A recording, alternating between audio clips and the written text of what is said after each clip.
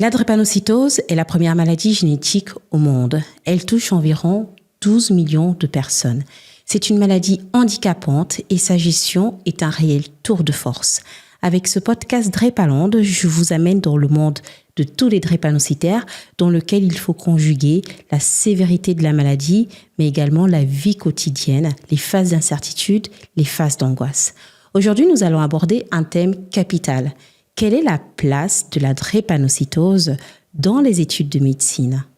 Pour discuter de cette question, nous avons une invitée exceptionnelle qui est à la fois patiente drépanocytaire et étudiante en médecine. Bienvenue Chelsea sur le podcast Drépaland. Bonjour Emmanuel. Je suis heureuse de te recevoir, d'autant que pour des raisons de santé dont tu nous parleras, on a dû décaler ce reportage à plusieurs reprises. C'est cet épisode de podcast à plusieurs reprises. Alors, Drépaland, c'est le podcast qui permet d'apporter les clés pour comprendre la maladie drépanocytaire, que ce soit par les professionnels de santé ou par les patients. Et je suis heureuse de te recevoir. Et pour les personnes, en fait, qui nous écoutent, qui nous regardent, comment est-ce que tu te définirais? Alors déjà, merci de me recevoir. Moi, c'est Chelsea, j'ai 24 ans et je suis en 4e année de médecine. Et en plus de ça, je suis drépanocytaire SS. Qui est la forme la plus grave de la drépanocytose. Exactement. Drépanocytose qui est la première maladie génétique au monde et en France. Lorsqu'on a dû faire cet épisode, tu t'es senti mal et tu m'as dit, écoute, je préfère me reposer car je n'aime pas aller aux urgences. Et moi, j'étais juste surprise. Je me suis dit, comment est-ce qu'une étudiante en médecine peut ne pas adhérer aux urgences, peut refuser en fait d'aller aux urgences? Explique-moi. Alors, je comprends, ça peut choquer. Mais justement, pour être passée aux urgences, je peux vous dire que pour ma part, c'est la meilleure décision que j'ai faite de ne pas aller aux urgences. Alors, je considère que quand j'ai des crises, si je ne suis pas dans l'hôpital dans lequel j'ai été traitée toute ma vie, toute mon enfance, je ne serai pas forcément bien traitée. Donc, j'évite d'y aller, tout simplement. Et comme j'ai déménagé, je ne vis plus avec mes parents. Et donc, je suis loin de cet hôpital, j'évite d'y aller. Parce que je ne sais pas comment je vais être traitée. J'ai pas envie de devoir expliquer ma prise en charge quand je suis à une douleur que j'évalue à 8 ou 9. J'ai pas envie de devoir expliquer que on ne peut pas me piquer comme ça, on me pique pas avec ce type d'aiguille. Donc, je préfère juste ne pas y aller. J'y vais vraiment si ça ne va pas. Mais en général, au bout d'une semaine, je sais, c'est pas bien, mais au bout d'une semaine, la crise passe et je passe à autre chose. Donc là, aujourd'hui, est-ce que tu considères qu'il y a une méconnaissance sur la drépanocytose dans les urgences? Alors oui, totalement. Déjà, en tant que patient, on peut le voir. Quand on nous prend en charge, les gens ne savent pas forcément ce qu'il faut nous donner, comment il faut nous piquer, ce qu'est la drépanocytose, tout simplement. Et de l'autre côté, en tant qu'étudiante, je le vois clairement. Dans nos livres, on ne nous en parle pas tellement. Et même nos chefs, nos internes, ne savent pas comment prendre en charge la drépanocytose. Donc oui, c'est clair qu'il y a un manque de connaissances là-dessus. Lorsqu'on parle de manque de connaissances, on parle quand même d'études médicales qui sont assez exigeantes, assez longues. Aujourd'hui, quel est le parcours en fait d'un étudiant en médecine? Et ma question derrière, c'est à quel moment est-ce qu'il va aborder la drépanocytose? Donc déjà là, demain, si tu as un jeune devant toi de 17 ans qui veut faire des études de médecine, quel est le parcours type? Pour faire des études de médecine, donc en terminale, il faut aller sur Parcoursup et entrer ses vœux. Donc on a le choix entre faire une PASS ou une LAS. La PASS, c'est la première année de médecine telle qu'on la connaît à la fac de médecine pour préparer le concours d'entrée. Et la LAS, c'est une autre version. C'est plutôt une licence dans une autre fac, donc pas forcément en médecine, avec une majeure en sciences, en lettres, comme vous voulez, et une mineure médecine qui permet de préparer l'entrée en médecine, mais sans le gros concours qu'on connaît. C'est sur dossier, par contre, donc ça reste quand même sélectif. Donc, on fait notre première année. On passe les 2 concours, un concours en décembre, un concours en mai. On est reçu ou on ne l'est pas. Si on ne l'est pas, on peut aller en LAS parce qu'il y a toujours 2 chances de tenter médecine. Et en LAS, pareil, on fait notre licence, 1 ou 2 années. Et après ça, on peut proposer notre dossier qui est évalué. On a des épreuves, on a des oraux, on passe devant un petit jury. Et si on est pris, donc à l'issue de la PASS et de la LAS, on entre en deuxième année de médecine et donc on est dans le premier cycle. On a la première, la deuxième et la troisième année qui sont les cycles de base où on apprend la physiologie, l'anatomie, comment fonctionne le corps, les différents organes qu'il y a dans le corps. Et donc, à partir de la quatrième année de médecine, on entre dans ce qu'on appelle l'externat, qui est les 3 années qui nous permettent de préparer le concours de la 6e année. Et pendant cet externat-là, on est également étudiant hospitalier, ce qui veut dire qu'on est en stage à l'hôpital, en fonction des stages, en fonction des facs. Soit c'est tous les matins, toute l'année, soit c'est 6 semaines de cours, 6 semaines de stage. Et donc, ces stages, ça veut dire que finalement, tu es auprès des patients. C'est ça. Typiquement, quand on est à l'hôpital, en fait, c'est vous qui avez la petite étiquette orange marquée externe qui venait faire les visites le matin avec le grand chef auprès des patients hospitalisés. Exactement, c'est nous. Est-ce que vous êtes aussi amené à prendre des patients en charge aux urgences ? Alors oui, en fonction des facs, c'est pas la même année, mais dans ma fac, on prend les patients en charge en urgence à partir de la 4e année de médecine. Et donc, on fait tout. On reçoit le patient dans notre petit box. On fait l'interrogatoire, l'examen clinique. On rentre tout ce qu'on a écrit sur le site, sur le logiciel. Et on va le présenter au chef. En général, il nous demande de faire un petit résumé de la raison pour laquelle le patient est là, de leur expliquer l'examen qu'on a fait et proposer des hypothèses diagnostiques. Et après ça, on retourne voir le patient avec le chef qui valide ou non ce qu'on a fait. En général, ça dure 2 minutes. Ils sont d'accord avec ce qu'on a fait et on y va pour la suite de la prise en charge. D'accord. Donc, ça veut dire que vous êtes apte à prendre n'importe quel type de patient qui arrive aux urgences. Exactement. Un patient drépanocytaire également ? En théorie, oui. Pourquoi en théorie ? Parce que dans nos livres, on nous apprend à prendre en charge la douleur d'un patient. Quand tu dis la douleur d'un patient, c'est la douleur de n'importe quel patient. Qu'il soit diabétique, qu'il ait eu une fracture, c'est la douleur de manière générale dans son ensemble. Exactement. Et pas la spécificité de la douleur drépanocytaire qui, on le sait, est assez culminante. C'est ça, exactement. Donc on peut prendre en charge n'importe quel patient qui vient nous voir pour une douleur. C'est en fonction de la douleur, quel médicament prescrire et quel médicament donner. En tant qu'étudiant, on ne prescrit pas. Comme on a dit, on fait des hypothèses diagnostiques et on essaie d'évaluer la prise en charge juste après. Donc, on peut prendre en charge n'importe quel patient, mais un patient drépano qui vient sur une crise, on ne prend pas en charge parce que c'est un drépano et qu'on sait comment gérer une crise. On prend en charge parce que c'est un patient qui a mal et qui vient. Ça s'arrête là. Donc, ce que tu me dis, c'est qu'en fait, finalement, un patient qui arrive, qui est drépanocytaire aux urgences, il va être pris en charge comme n'importe quel patient. Il n'y aura pas de spécificité concernant la drépanocytose. Exactement. On dit souvent que les études de médecine sont longues et intenses, qu'il y a énormément de choses à apprendre. Est-ce que tout ce que vous avez à apprendre a la même priorité ? Quand on parle de connaissances hiérarchisées, qu'est-ce que ça veut dire ? Alors, ça ne veut pas dire que certaines connaissances sont plus importantes que d'autres, mais qu'elles n'ont pas toutes la même pertinence pour le concours à la 6e année. Donc, nos connaissances sont divisées en 3 rangs. Le rang A, le rang B et le rang C. Le rang A, c'est les connaissances fondamentales que tout étudiant en médecine et tout médecin devrait avoir dans ce domaine-là, dans le domaine de la médecine. Le rang B, c'est toutes les connaissances qu'un futur interne ou un néo-interne devrait avoir en début de semestre. Donc on parle en semestre quand on est interne, donc en début de semestre. Et le rang C, ce sont les connaissances de spécialité. Donc, un étudiant en médecine, un externe, n'a pas à connaître ces informations s'il ne vise pas la spécialité précise d'où sort cette information, quoi. Une fois qu'on a passé son concours en 6e année, on est médecin. Comment ça se passe ? Le concours de la 6e année, qu'on appelle les EDN, donc Examen dématérialisé national, c'est le concours qui nous permet d'être médecin, d'avoir le statut de médecin. Ce concours, on le passe en début de 6e année. Mais une fois le concours passé, on est encore étudiant en médecine. Parce qu'il est en 2 parties. Et à la fin de la 6e année, on a un examen oral qu'on appelle ECOS. Et à partir de là, avec les résultats des EDN et les résultats des ECOS, on a un classement. En fonction de ce classement, on peut choisir notre spécialité.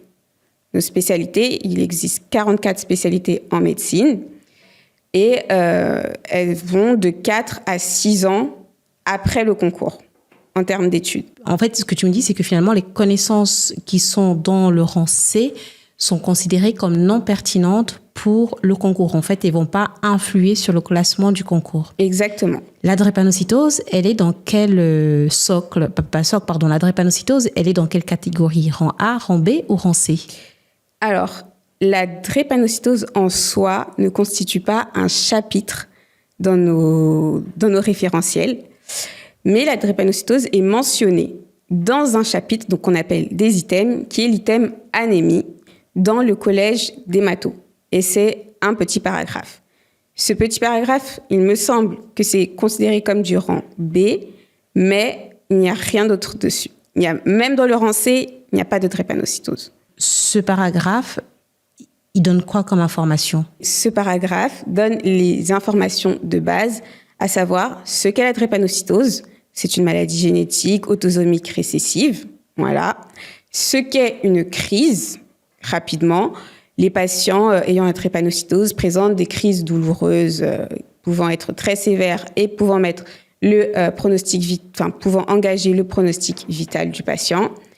Et nous parle rapidement de l'anémie, puisqu'il est dans le chapitre anémie. Ça s'arrête à là. Donc là, en fait, on parle de la définition de la maladie. OK, autosomique récessive, ça veut dire que on est malade si les deux parents nous ont transmis un gène malade. Hein, c'est ça, autosomique récessive. Donc, on parle du mode de transmission.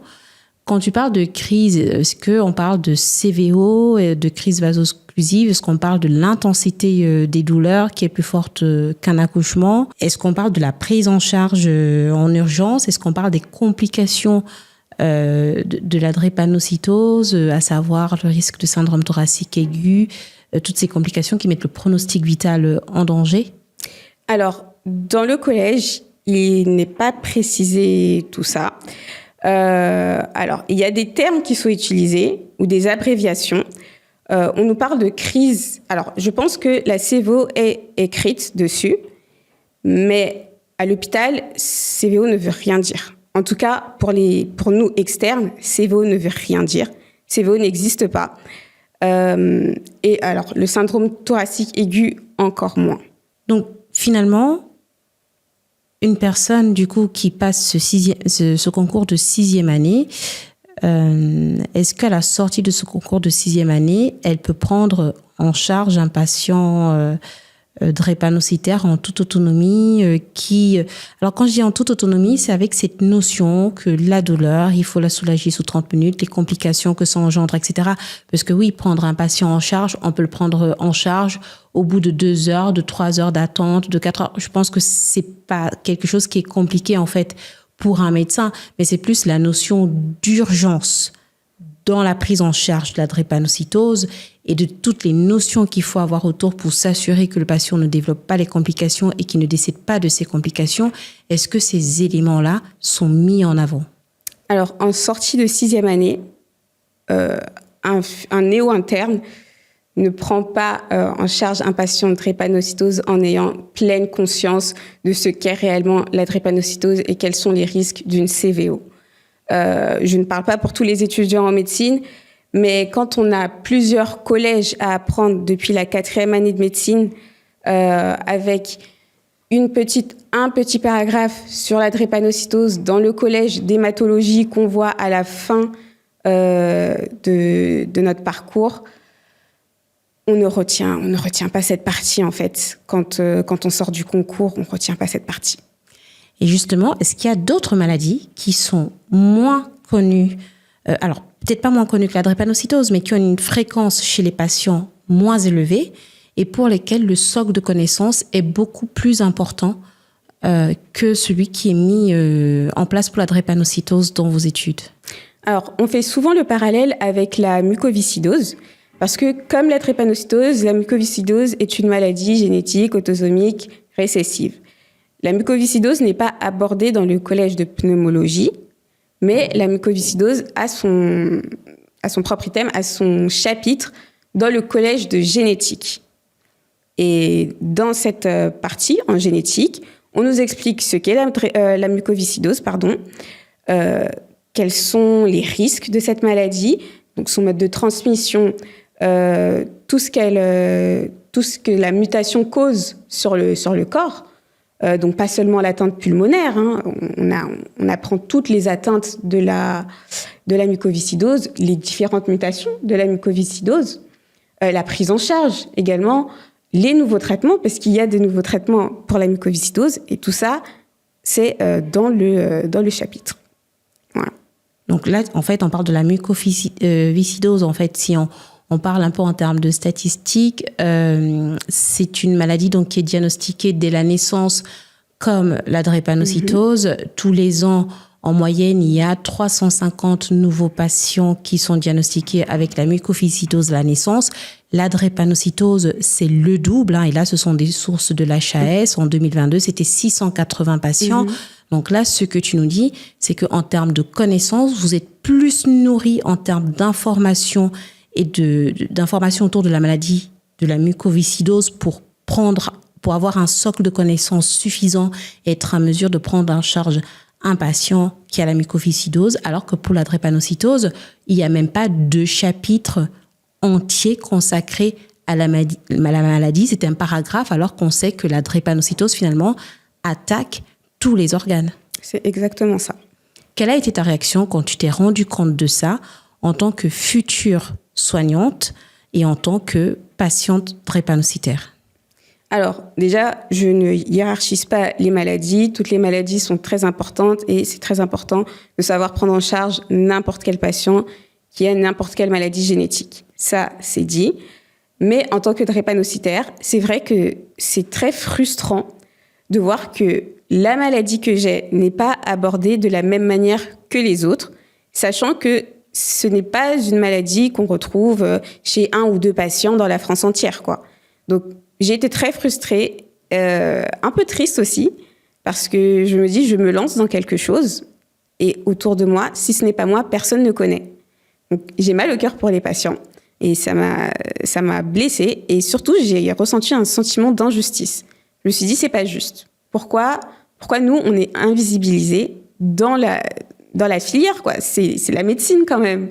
S'il y a un endroit où on peut apprendre ce que c'est la drépanocytose, c'est là-bas, quoi.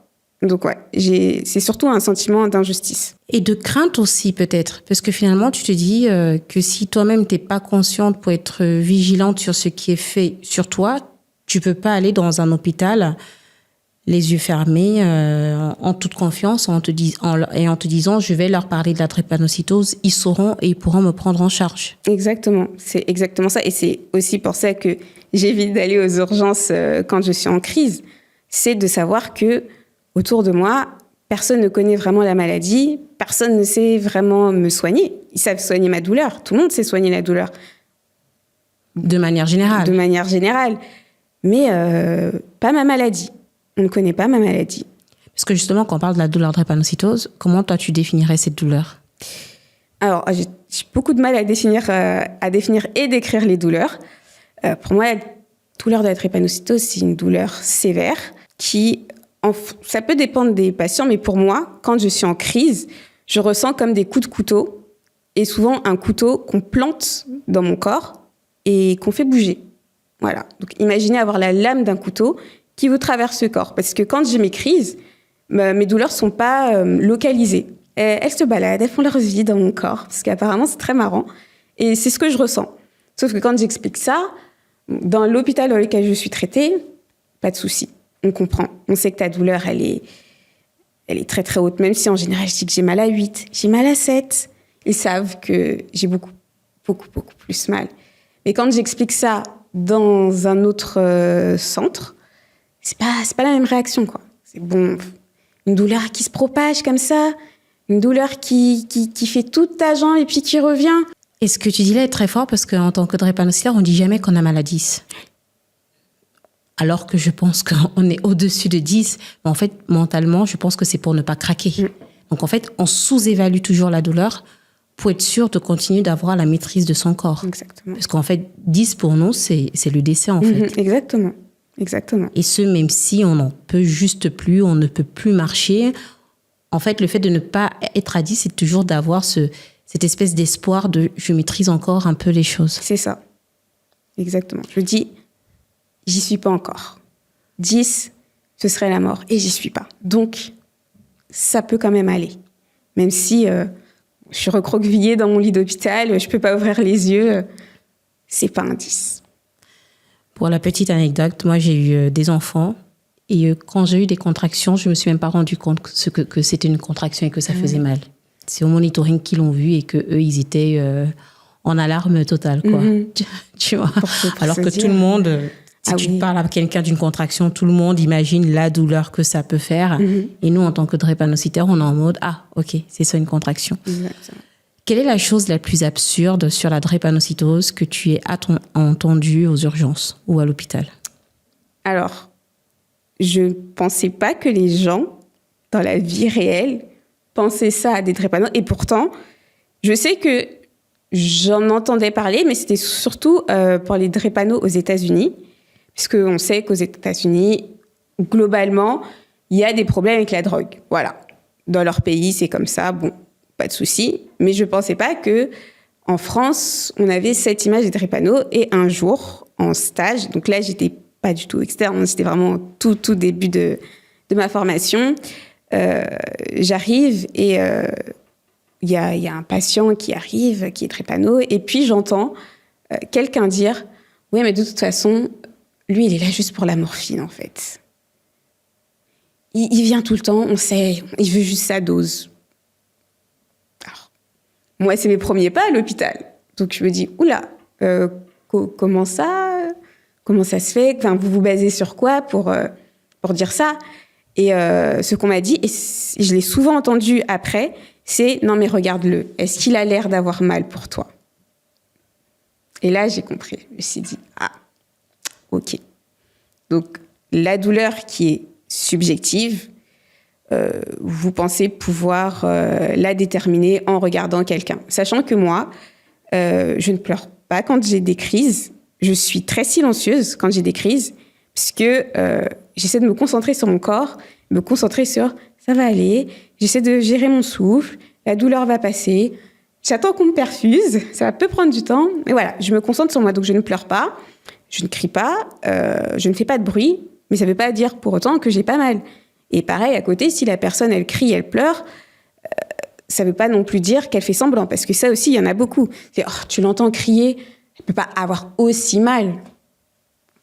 Donc, en fait, qu'est-ce que je fais? Je crie ou je ne crie pas? Ce que tu dis là est juste assez dingue. Et moi, ça me touche énormément parce que je sais qu'en tant que crise drépanocytaire, tu vois, il y a toujours ce moment où tu es chez toi, tu souffres et tu es là, je vais à l'hôpital ou j'y vais pas. Et tu vois, il y a ce moment hyper dur où à un moment donné, tu commences à te dire, bon, là, je suis désolée, mais ça me touche.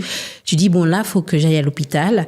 Et tu sais que là, tu vas à l'hôpital, mais tu as tellement mal, tu sais que tu vas pas revenir, en fait, dans 2 jours, 3 jours. Et du coup, tu prépares ta petite trousse de toilette, mais en dignité, en fait. Tu es en mode, je dois être digne, je continue à marcher, je me réattache les cheveux, alors que tu n'en peux juste plus. Et tu es en mode, tu utilises juste, en fait, ta voix pour parler de manière posément, pour être le plus digne possible et ne pas avoir à te rouler par terre tellement... c'est la première fois en fait que ça m'arrive. Mais en fait, je trouve ça hyper choquant parce que je me dis, c'est dans le système hospitalier, quoi, et que moi, j'avais juste pas cette notion-là.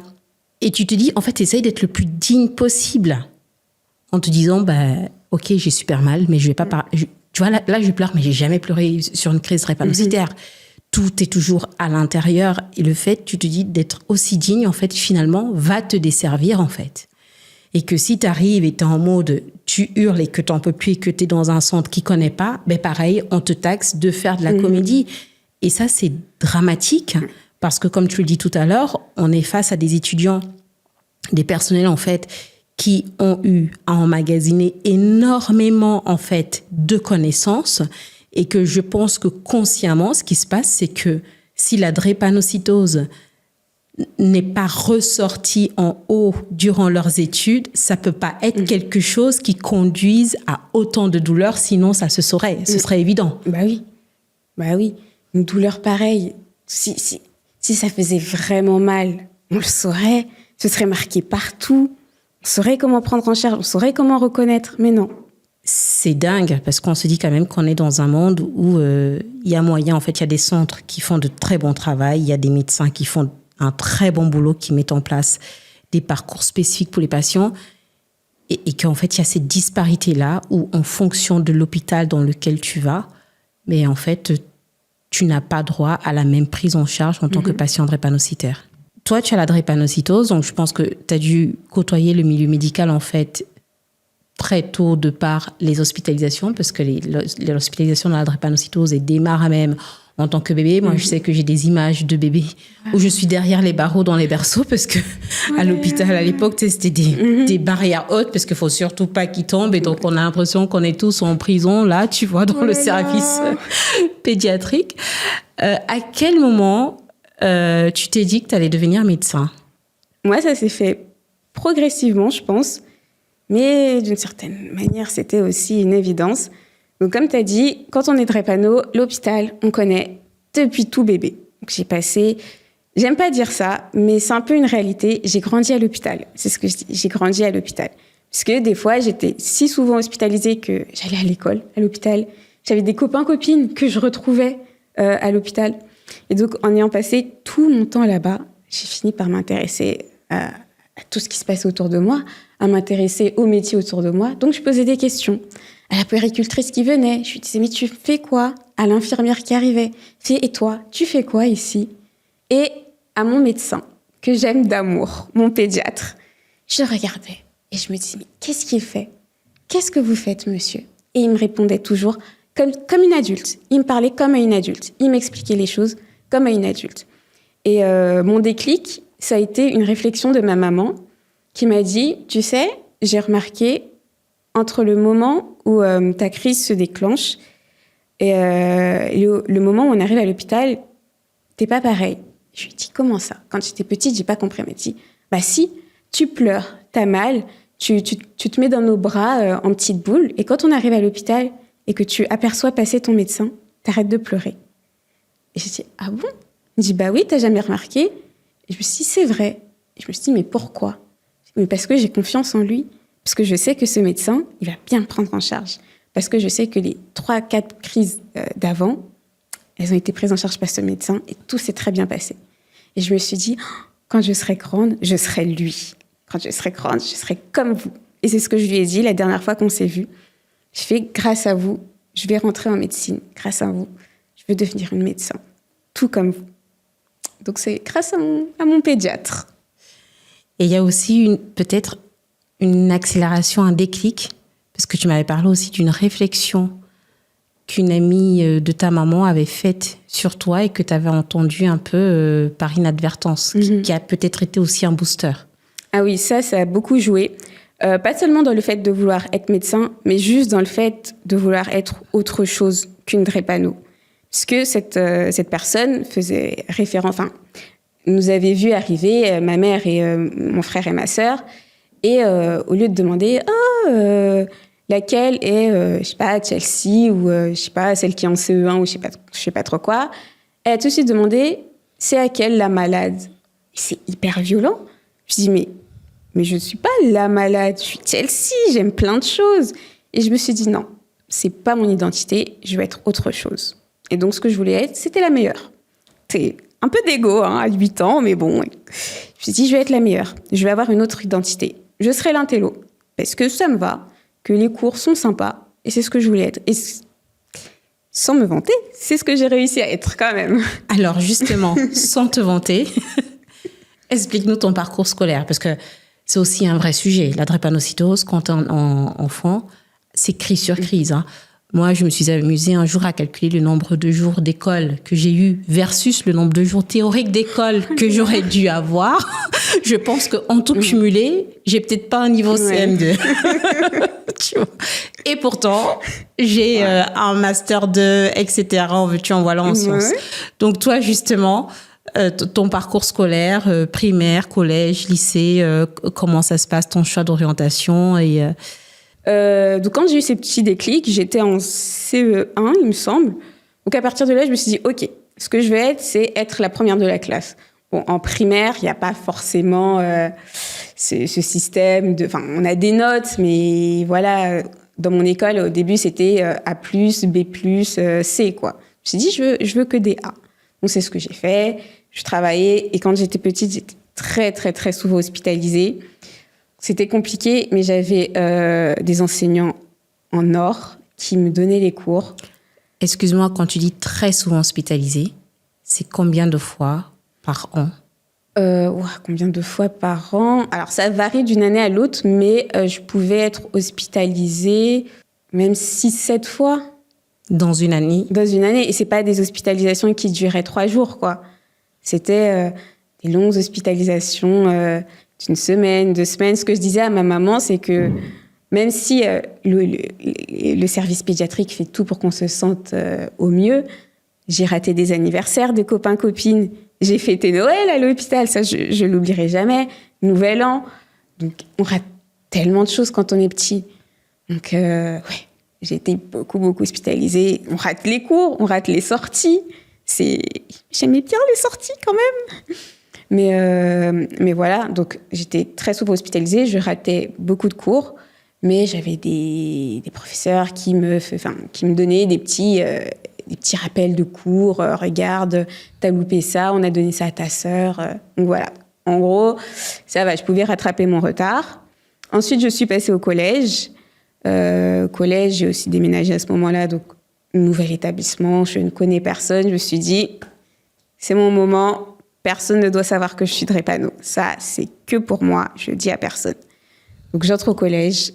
Alors, ouais. Dis-moi, ça t'avait posé problème quand tu étais en primaire que les gens sachent que tu es drépano?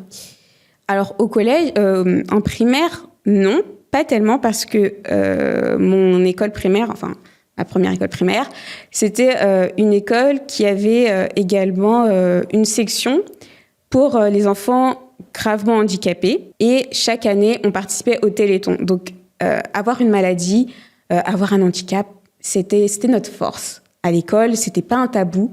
On en parlait, on célébrait, entre guillemets, pour le Téléthon. On faisait des petits t-shirts, on faisait notre petite course. On disait, OK, je mets mon petit euro pour la recherche, pour guérir ma copine. Donc, aucune honte. Vraiment, aucune honte. Mais... Arrivée au collège, on est quand même adolescente. Et puis, comme j'ai dit, j'ai déménagé, donc je connais personne. Je me suis dit, bon, c'est le temps de me réinventer. Je veux pas que cette image de la fille malade revienne. Même si, voilà, dans mon école, c'était pas le cas. Mais quand même, on faisait référence à moi en tant que la malade. Et ça, c'était des adultes. Imaginez des gosses de 13 ans. Je me suis dit, non. Les enjeux de la puberté. Ah oui. On veut toutes paraître normales, attractives. Bah oui. Bien sûr. Donc voilà, je fais mes années collège. Au collège, je me donne à fond. Et j'arrive à être la première de ma classe pendant les 4 ans de collège, la meilleure moyenne, sachant que j'ai eu le brevet sans passer le brevet. Donc, petite victoire personnelle, je l'ai quand même passé parce que j'avais envie d'avoir la mention. Voilà. Oui, parce que le brevet, en fait, il y a une partie sur contrôle continu et ensuite, il y a le jour de l'examen qui complète. Et donc, toi, avant d'aller au brevet, avant de passer le brevet à la date officielle, le contrôle continu te permettait déjà de l'avoir. Voilà, bravo. Exactement. Merci.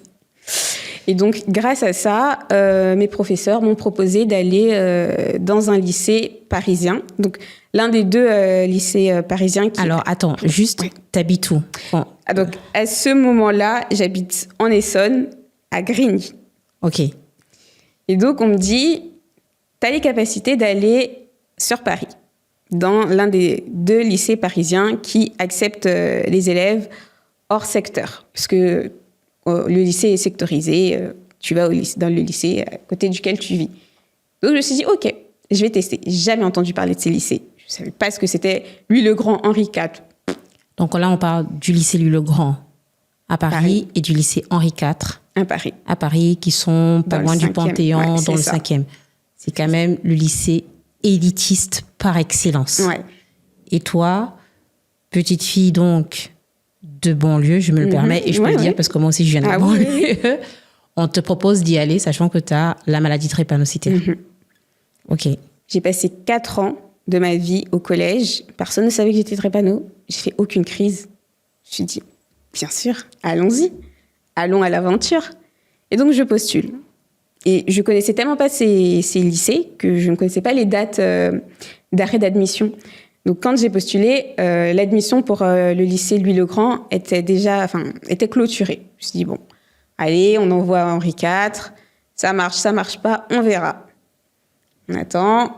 Résultat, en juin, mes camarades qui avaient aussi postulé ne sont pas pris. Je me dis, je vais pas être prise. Et si eux, ils n'ont pas été pris, je vais pas être prise. Et j'ai eu ma petite lettre. Vous êtes prise à Henri IV. Waouh. Mais quelle fierté, quoi. Ouais. Quelle fierté. J'arrivais pas à y croire. Je me suis dit, oula, je vais sur Paris, toute seule. Et dans les 1, en tout cas, c'est dans le top 3, je pense. J'ai pas le classement en tête, mais des lycées français. Ouais. Bon, je suis une ancienne H4N, donc je dirais toujours que le lycée Henri IV est le meilleur lycée. Voilà, c'est biaisé, je sais. Et c'est dit. Alors, Henri IV, comment ça se passe? Parce que finalement, tu débarques là dans la crème de la crème en termes... C'est souvent un peu biaisé, la crème de la crème, mais on va dire qu'on est face quand même à des élèves qui veulent être excellents. Et il y a aussi une compétition, en quelque sorte, pour cette excellence-là, parce que pour eux, être Henri IV, c'est pas une finalité, c'est un commencement. Alors, comment ça se passe? Henri IV, c'était la douche froide. Parce que j'arrive, je suis la meilleure élève de mon collège de banlieue. Il n'y a pas de honte à ça, et bravo à tous ceux qui sont les meilleurs élèves de leur collège, c'est vraiment une bonne chose. Et j'arrive dans un lycée parisien où tout le monde est le meilleur élève de son collège. Et puis, c'est pas forcément mon collège. C'est un collège privé. C'est des collèges où ils apprennent plusieurs langues. C'est des collèges où tout notre programme, ils l'ont fait, mais il y a longtemps. C'est des collégiens qui, comme on a dit, Henri IV, c'est pas une finalité pour eux. Henri IV, c'était sûr, bien sûr. C'est dans la lignée des choses. Donc, j'arrive là-bas. Et j'arrive avec des élèves qui sont très, très, très, très bons dans leur domaine. Et je me rends compte que, waouh, j'ai des lacunes. Et ça, pour une personne qui a eu 18 de moyenne toute sa vie, ça fait mal. Je dis, oh là là, je suis à la ramasse. Oh là là, j'ai pas les mêmes connaissances. Et je rigole dessus aujourd'hui, mais dans mon lycée, parce que moi, j'ai fait anglais LV1 et espagnol LV2. Quand tu faisais anglais et espagnol, c'est vraiment le truc basique, hein. Vous êtes ceux qui ne faites pas grand-chose au lycée. Parce qu'il y en a qui faisaient russe, il y en a qui faisaient allemand, section européenne, et puis il y avait le grec et le latin. Nous, on était ceux sur le côté qui avaient qu'est-ce que vous faites, quoi? Vous n'avez pas plus d'ambition? Et donc, ouais, c'était à douche froide, c'était très compliqué, parce que les premières notes tombent, on se rend compte qu'on n'a pas forcément le même niveau que les autres. Donc, quand on a des 20 toute l'année et que ma première note en maths, c'était un 6. Oh là là. Et le ciel m'est tombé sur la tête. Et puis, ça s'est pas arrêté. J'avais des 6, j'avais des 7, j'avais des 10. Je me suis dit, mais je verrai plus jamais un 20 de ma vie. Donc, on a la pression. La pression parce que on veut quand même... on se dit, mais est-ce qu'ils ont fait une erreur? Mais il faut que je leur prouve qu'ils n'ont pas fait d'erreur. Donc, on se dit, OK, il faut que je leur prouve que j'ai pas fait d'erreur. Donc, il faut que je travaille tout le temps. Sauf que c'est sur Paris. Moi, j'habite en Essonne. Donc, à ce moment-là, j'ai encore déménagé. J'habite en Essonne. J'ai 1h30 de transport le matin, 1h30 de transport le soir. Je suis toute seule. Mon sac, il est super lourd parce que j'ai toutes mes affaires de toute la journée. Donc, il faut tout prendre le matin, quoi. Donc, on a le trajet, on a la pression, on a les sacs qui sont hyper lourds. Au début, j'ai pas forcément d'amis. Donc, tout ça fait que je recommence à faire des crises. Là, c'est horrible. J'ai passé 4 ans de ma vie, j'ai fait aucune crise. Là, j'arrive, j'ai pas de bonnes notes, j'ai pas de potes. Je fais des crises, mais je déteste ma vie. C'est horrible, je vais jamais y arriver. Henri IV, c'était l'un de mes meilleurs, mais aussi de mes pires souvenirs. Les 3 ans Henri IV, j'en ai très, très peu de souvenirs. Mais quand même, félicitations, parce que tu aurais pu te faire virer, parce qu'Henri IV, finalement, il vire les élèves qui sont pas au rendez-vous. Et toi, tu as fait, je veux dire, tu n'es pas juste entré en Henri IV et tu es ressorti. Tu as fait la seconde, première, terminale en 3 ans. Et bac S, en plus, à l'époque, scientifique. Donc, parce que pareil, bac S, c'est aussi... tu vois, donc, finalement, tu t'es battue comme une lionne, quoi. Ouais, j'ai pas lâché. Parce que j'avais un objectif. Je l'avais déjà dit à mon médecin que j'allais être comme lui, j'allais le remplacer. Je pouvais pas arrêter maintenant. J'ai dit, il me faut médecine. Il me faut médecine. Et donc, les années passaient. J'avais des crises, mais j'avais moins de mauvaises notes. Je me dis, OK, je peux le faire. J'avais le soutien d'autres élèves. Je me suis dit, OK, j'arrive à trouver un petit... Allez, ça va aller, ça va le faire. Et puis, j'ai un proviseur adjoint, on n'en parle pas assez, qui était ancien prof d'SVT. Et donc, il connaissait la drépanocytose. Oh, je dis, vous connaissez? Je dis, mais bien sûr, j'étais prof d'SVT. Donc, il me soutient. Je dis, OK, je vais plus avoir de 20. Ah, ça, j'avais déjà abandonné il y a longtemps. Mais en fait, je peux le faire, je pense. Je peux avoir mon bac et je peux avoir une mention. Donc, je le fais. Toujours avec des crises. Bon, moins souvent que quand j'étais petite. C'est peut-être 2 crises par an. J'ai des camarades qui sont hyper sympas. Enfin, la première fois que j'ai été hospitalisée au lycée, je suis revenue et on m'a offert des bijoux de bijoutier et un ensemble plus, parce que oui, ça reste Henri IV quand même. Donc, ils ont les moyens. Donc, j'ai dit, peluche, bijoux. J'ai dit, OK, je suis pas toute seule, je suis soutenue, ça va pas être facile, et ça va le faire. Et ça l'a fait. J'ai eu mon bac, j'ai pas eu la mention que je voulais, j'ai fait un malaise quand j'ai eu les résultats, mais c'est pas grave. En quoi c'était important, finalement, que le proviseur adjoint soit au courant de la SVT? Parce que finalement, comme tu avais ces absences répétées, c'était qu'il se rende compte qu'en fait, tu fais pas semblant, quoi. Ouais. Je me suis dit, OK, là, j'ai quelqu'un qui me comprend, qui sait ce que c'est, en fait. Et lui-même, il m'expliquait que si tu as besoin, tu viens me voir. Si tu as un souci, tu viens me voir et on en parlera et on mettra en place des choses pour te faciliter ces trois années. Et il me répétait, ça c'est un truc que j'oublierai jamais, il me répétait, nous, à Henri IV, on ne fait pas d'erreur. Si on t'a choisi, c'est qu'on sait que tu avais des capacités. Donc si tu es là, c'est que tu as ta place ici. Tu ne te mets pas la pression, c'est pas ton souci, tu es là. Parce que j'ai choisi, tu penses que moi, proviseur adjoint du lycée Henri IV, je fais des erreurs? Il était spécial, notre proviseur adjoint, mais je me suis dit, mais c'est vrai, le proviseur adjoint, il ne fait pas d'erreur. Je me suis dit, OK, je suis accompagnée, je ne suis pas toute seule, ça va le faire.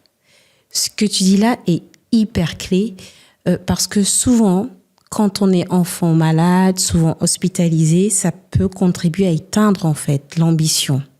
Et c'est hyper important de rencontrer des personnes qui vont te faire savoir que, OK, tu as ce souci de maladie, mais il ne faut pas que ça t'empêche de rêver et de rêver haut. Moi, par exemple, moi, ça n'a pas été le proviseur adjoint, mais moi, c'était mon médecin. Mon médecin, parce que j'étais hospitalisée tout le temps. En fait, j'ai été un peu comme toi, tu vois, enfance, beaucoup de crises. Collège, entre la 6e et la 3e, c'est plus ou moins stabilisé, mais je faisais quand même... et la 4e, des crises. 3e, c'est reparti en flèche jusqu'en terminale, ça m'a pas lâché. Et je voulais me limiter dans mes choix, dans mes orientations. Tu vois, par exemple, bac S, je sais qu'il y a certains profs, moi, qui avaient sous-entendu, ah oui, mais la S, c'est fatigant, ça peut être pénible, etc. Et moi, quand j'en ai parlé à mon médecin, tu sais ce qu'il m'a répondu, le professeur Giraud à l'époque? Il m'a dit, moi, mon rôle, c'est de faire en sorte que mes patients ne se retrouvent pas chez Pôle emploi. Donc, tu choisis l'option que tu veux et la science suivra. Ah, génial. Et là, ça a été, allez, je vais faire Erasmus, etc. Bon, bref, c'est hyper, c'est fou. Et ça, c'est un super message de positivité que tu envoies, et pas seulement aux enfants qui sont drépanocytaires, mais à tous ces enfants qui souffrent de pathologies et qui sont malades. Il ne faut pas s'arrêter de rêver et il ne faut pas limiter son ambition. Du coup, toi, ton ambition, c'est de devenir médecin. Donc, du coup, le bac S, tu l'as, pas avec la mention que tu as, mais tu as quand même la mention. Et donc, du coup, ta fac de médecine sur Paris, c'est quelle faculté? Donc, je suis à l'ancienne faculté de médecine de Pierre et Marie Curie, qui est devenue Sorbonne Université. J'ai fait la même. Sauf que j'ai pas eu le concours de médecine, moi. Pareil. Parce que moi, je suis arrivée un peu avant toi et nous, les cours, il fallait venir les prendre sur place et les écrire sur place. Et je vois tout de suite le point que tu vas aborder quand on vous dit que les cours sont en ligne. Voilà. Vas-y. Donc, cours en ligne, ça veut dire pas besoin de venir. Je me suis dit, c'est parfait. Je vais pas me taper les transports. Donc, je m'organise. On n'a pas les cours, on a les cours en ligne qui sont retransmis vraiment dès la fin du cours et que je mets en x2. Donc, je me dis, je peux rester à la maison. Je reste à la maison. Bon, j'évite de rester trop à la maison parce que la première année de médecine, c'est une année qui t'isole déjà pas mal de tes autres amis parce que chacun fait sa filière, mais toi, tu es là, tu révises de 8h à 23h. Donc, je me dis, je vais quand même aller à la BU. Heureusement, toutes les BU accueillent les étudiants, donc je vais pas aller à la BU sur Paris. Je vais aller à la BU de la fac qui se situe juste à côté de chez moi. 15 minutes en bus. Donc, on passe nos journées à la BU. Nos mamans nous préparent des petits plats à manger à midi ou alors nous donnent de l'argent pour qu'on aille acheter des petits trucs à manger pendant notre pause à la BU. On rentre à la maison, le dîner est prêt. On a juste à venir se doucher et réviser, regarder nos cours. Vas-y. Rien de très fatigant. Je dors bien. Je me repose quand il faut que je me repose. J'ai pas de trajet. S'il fait trop froid, je reste chez moi. Ma maman me rapporte mon petit déjeuner dans ma chambre. J'ai mon plaid. Tout va bien. Donc, pendant cette année-là, pas de crise. Rien du tout. Mais un peu trop de confiance, je pense. Quand on a beaucoup de facilité à l'école, on se dit « la fac, c'est pareil ». Non, la fac, ce n'est pas pareil. Et donc, j'ai pas mon concours, sachant que pour la première partie du concours, j'étais en crise parce que c'était jour de grève. Ceux qui se souviennent des grèves de la RATP en 2019, c'était très compliqué. Donc, jour de grève, pas de transport. La voiture de mon papa est en panne, donc il peut pas nous déposer. Les VTC, tout ça, c'est mort. Il n'y a pas. Ils circulent pas dans Paris. Donc, avec ma grande sœur, on prend grosse valise, plusieurs sacs, puisqu'on a pris un hôtel et on se rend à l'hôtel à Villepinte en transport. On a passé la journée à y aller. Il faisait pas beau. Tout était trop lourd. On était fatigués. C'était sûr. J'ai fait une crise. Les conditions réunies pour faire la crise drépanocytaire. La veille du concours. Donc, du coup, tu passes ton concours, tu es en crise drépanocytaire. Je passe mon concours, je suis en crise. J'ai la fièvre. Je sens que j'ai la fièvre. J'ai de la chaleur qui me sort des yeux. Et ça me fait rire. Mais c'est quand j'ai la fièvre, c'est comme ça. Je sens de la chaleur qui me sort des yeux. J'ai mal à la tête. J'ai mal partout. Je suis assise pendant 1 heure et demie après chaque épreuve. J'arrive pas à me concentrer. Alors, je vais pas mettre mon échec sur la crise, hein, bien évidemment. Mais ça contribue. Tu n'es pas dans les conditions. Voilà, je suis pas dans les conditions. Ça va pas du tout. Je rentre chez moi, je sais que c'est mort, mais je m'en fiche. Puisque je suis chez moi, je suis dans mon lit, ça va pas du tout, en fait. Non, je vais pas aux urgences parce que... Toujours pareil, les urgences, c'est pas mon truc. Mais voilà, ça va pas. Deuxième partie de concours, Covid. Je réussis mieux que le premier, mais pas assez pour rattraper. J'ai pas mon concours. J'ai dit, OK, on va se réorienter. Je me réoriente, je fais une LAS, justement. Je fais 2 ans de licence. Je retente. Et là, pire année de ma vie, j'ai envie de dire, l'année 2021, parce que c'est le retour des crises. Mais c'est pas les crises que je faisais au lycée, non. C'est les crises que je faisais petites, mais fois 1000. Je suis à l'hôpital tous les mois, pendant 1 à 2 semaines, sachant que toute cette année, il n'y a que 2 mois où je n'ai pas été hospitalisée. Sinon, tous les autres mois, j'étais hospitalisée, dont 1 mois où j'étais hospitalisée tout le mois. J'ai découvert la réa. Il n'y a pas de toilette en réa. Waouh! Tu découvres donc le service de réanimation, qui est quand même un service qui fait peur parce que c'est le service où on essaye de faire en sorte que la personne ne bascule pas de l'autre côté, quoi. Alors, c'était très particulier. Mais c'est comme j'ai dit, je déteste aller aux urgences. Donc, avant d'aller justement d'en arriver là, j'étais chez moi et je me sentais très mal, très très mal, sachant que j'avais eu une transfusion sanguine, peut-être 1 semaine avant. Je me suis dit, transfusion. Juste après la transfusion, j'ai regardé ma bio, j'ai une hémoglobine à 10. J'ai jamais eu une hémoglobine à 10. 10, waouh. Je pète la forme. Je pète la forme. Mais... On rappelle quand même que chez une personne normale, l'hémoglobine, c'est 12. Ouais. Les drépanocytaires, voilà. On n'atteint pas 10. On est autour de 8, 5, 9, 5. On est au max de notre life. Exactement. On prend ce qu'on peut. Moi, je vois 10, je me dis, oh là là, mais je suis une nouvelle femme. Et puis, je me sens pas très bien. Je suis très fatiguée.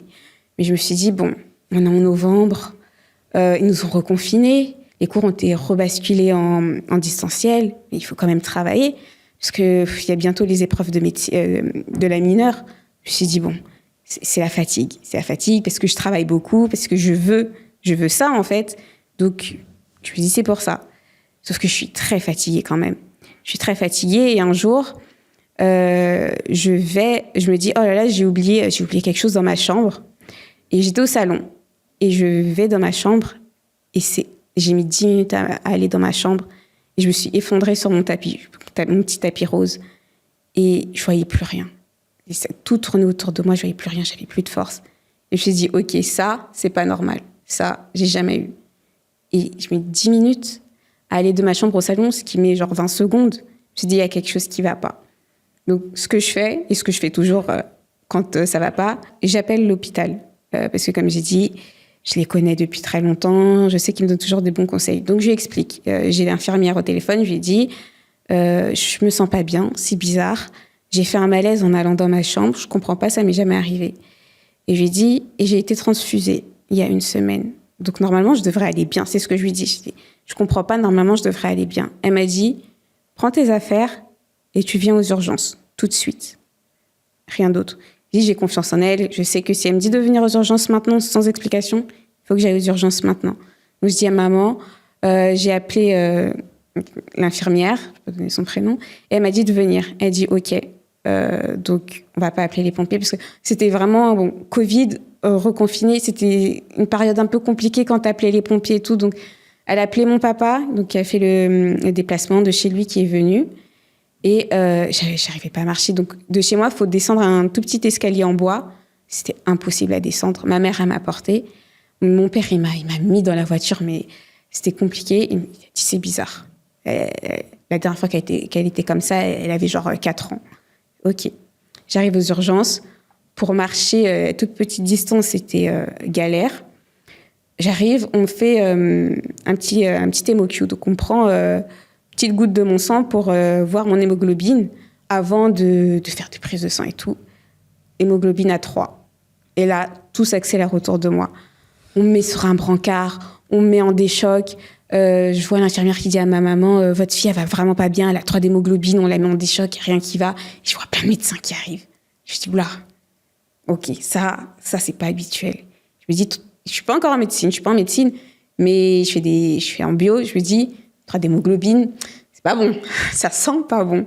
Et là, je vois tout autour de moi, il y a plein de mouvements, il se passe plein de choses, il y a plein de médecins différents, on me pique de partout, et j'écoute plus rien parce que je suis fatiguée. Je me dis, ok, il faut que je me repose.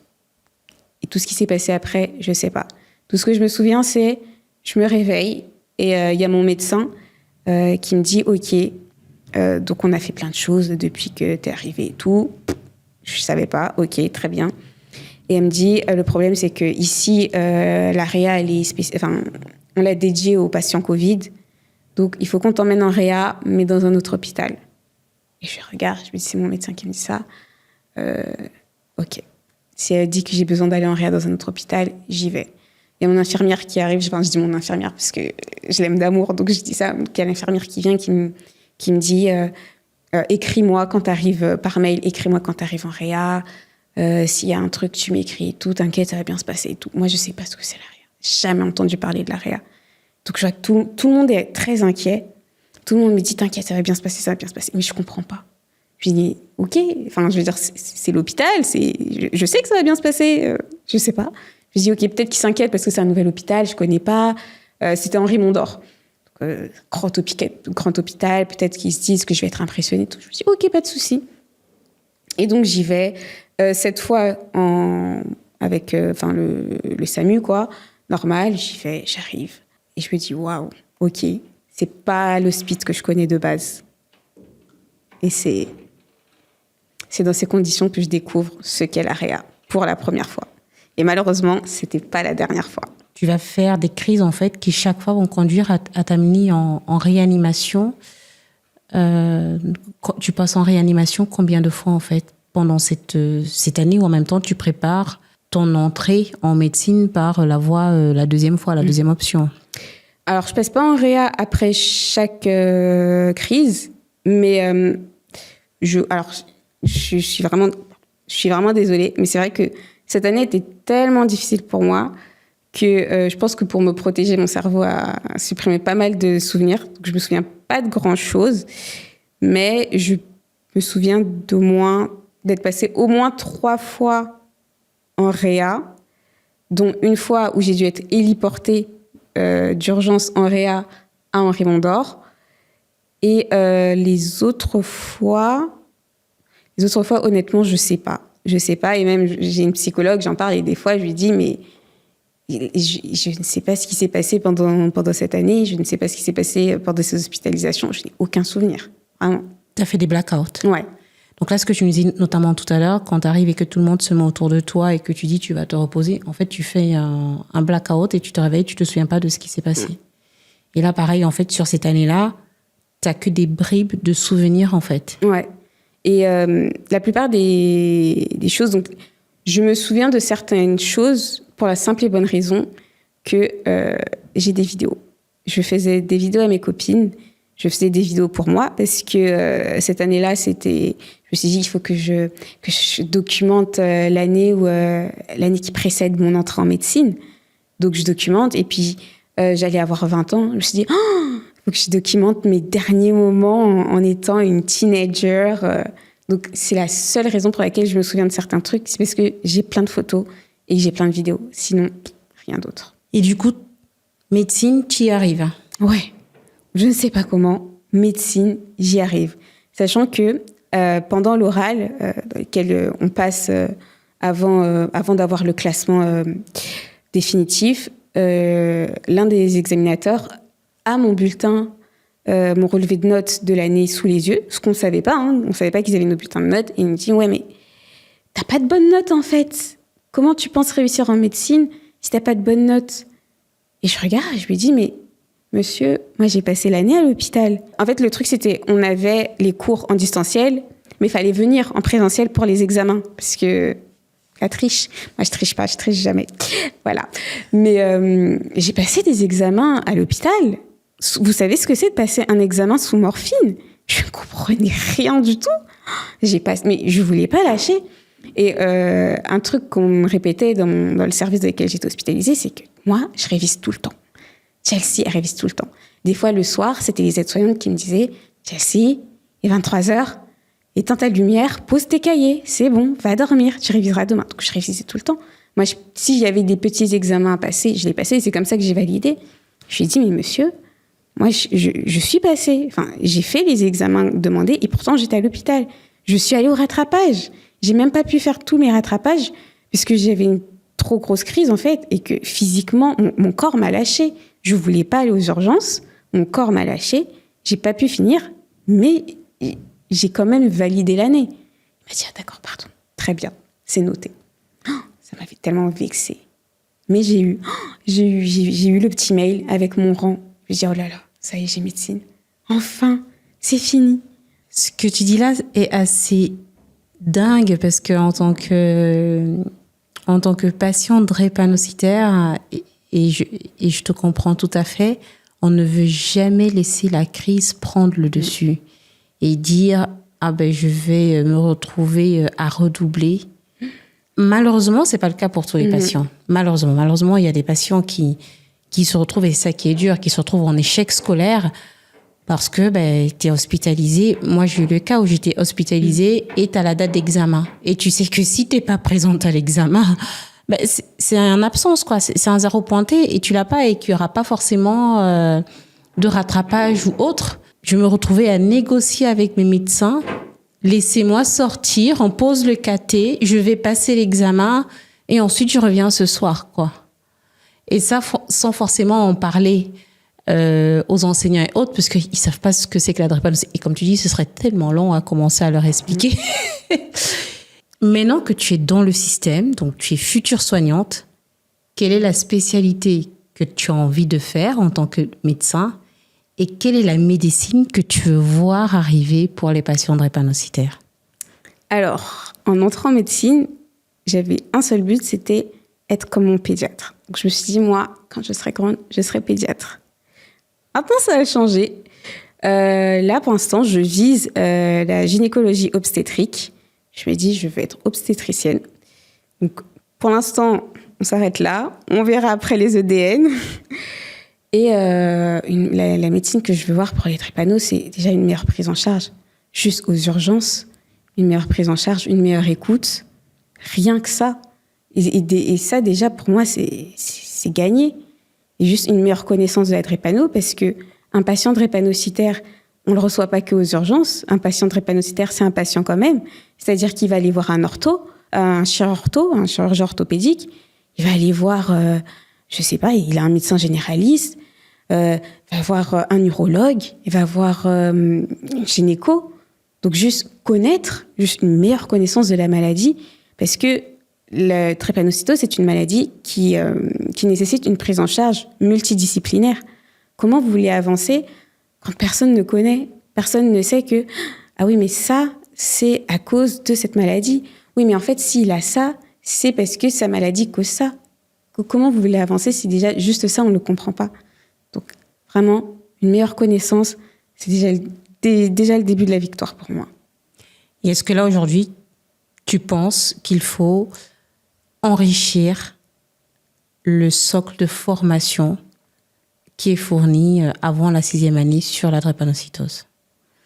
Honnêtement, je pense que oui. Je pense que, je pense qu'on n'a pas non plus, on ne peut pas aller dans les détails de tout ce qu'est la maladie, mais juste le strict minimum, parce que oui, merci, c'est bien bon de savoir ce qu'est la drépanocytose en termes de maladie génétique, mais juste expliquer ce qu'est la prise en charge et expliquer les différentes complications, parce que c'est ce qui fait que un patient va aller voir plusieurs médecins, c'est les complications, c'est pas la maladie en elle-même.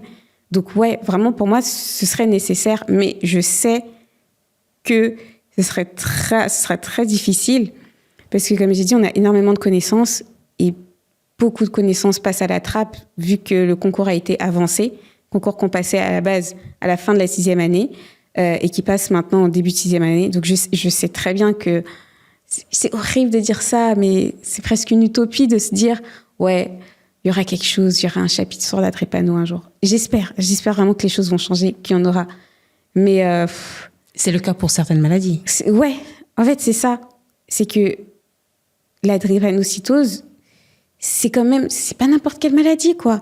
Je me dis, mais qu'est-ce qu'il faut pour que cette maladie soit pas prise au sérieux? Elle est déjà prise au sérieux, mais non, en fait, si je vais le dire, prise au sérieux quand même. Qu'on puisse se dire, ouais, mais quand même, cette maladie, c'est quelque chose d'important. Encore une fois, il n'y a pas de hiérarchie dans les maladies, mais moi, j'ai jamais pris en charge un patient qui a la mucoviscidose. Et ça fait 4 ans que je suis en médecine, là, j'ai commencé mon externat, mais dans ma fac, on commence l'externat en 3e année, donc ça fait 2 ans que je suis externe, et je suis même pas passée en pneumologie pour dire, mais j'ai jamais vu un patient qui a la muco, mais je sais comment le prendre en charge. Un patient qui est drépano, j'en ai vu en ortho quand j'étais en stage, j'en ai vu au début de ma formation, quand j'ai fait mon petit stage infirmier aux urgences, j'en ai eu aux urgences, et il y en a en gynéco aussi. Donc juste ça, prendre un peu plus au sérieux cette maladie, reconnaître son importance, ça changerait pas mal de choses. Merci Chelsea pour ce mot d'espoir sur la drépanocytose, et d'autant plus important que toi aujourd'hui, tu n'es pas juste une patiente, tu es une patiente en fait qui a la drépanocytose, mais tu es aussi une future soignante. Tu fais des études médicales qui sont hyper exigeantes, et c'est important d'avoir ton témoignage, et je te remercie infiniment d'avoir pris le risque de prendre la parole, parce qu'on sait à quel point ce sont des sujets épineux, et qu'aujourd'hui, en fait, toi, tu commences ta carrière, et d'avoir le courage de dire que finalement, le système dans lequel je suis, il y a des choses pour lesquelles il faudrait qu'on se bouge, où il est temps d'agir. Je te remercie infiniment de ce courage-là. Et ce que tu as dit, ça résonne chez beaucoup de drépanocytaires qui craignent les urgences quand ce n'est pas le centre expert avec le super professionnel qui a mis toute son énergie, toute sa motivation pour faire comprendre aux troupes en fait que oui, en fait, négliger un patient drépanocytaire, c'est inhumain face aux douleurs qu'il a et qu'il faut mettre en place des protocoles spécifiques pour permettre à ces patients, d'une part, d'être soulagés dans les 30 minutes comme c'est demandé dans les différents protocoles, mais aussi d'éviter les complications parce que finalement, je vais le dire, c'est pas la douleur drépanocytaire en fait qui tue. On sait que c'est une douleur horrible, mais ce qui tue en fait, ce sont les complications qui vont se mettre en place et qui vont passer sous le radar parce que pas diagnostiquées à temps, parce que parce qu'il y a une méconnaissance autour de leur mécanisme, de leur mode de fonctionnement et qui emporte malheureusement encore beaucoup de patients. Et j'aurais voulu dire que ça ne concerne que les pays développés et malheureusement non. Même dans des pays très développés avec des systèmes de santé qui se veulent être au top niveau mondial, on a encore malheureusement beaucoup de décès à cause de la méconnaissance autour de la maladie drépanocytaire. Merci beaucoup, Chelsea. Merci de m'avoir écoutée.